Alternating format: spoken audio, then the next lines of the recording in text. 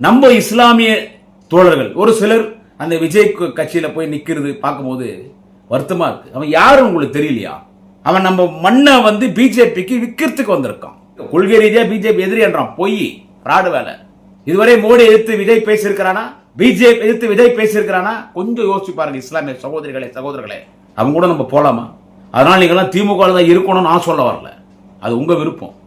ஆனால் இஸ்லாமிய சகோதரர்களுக்கு நன்மை செய்த ஒரே இயக்கம் ஒரே ஆட்சி திமுக. இது நம்ம மாமா மச்சானா வாழ்றோம்.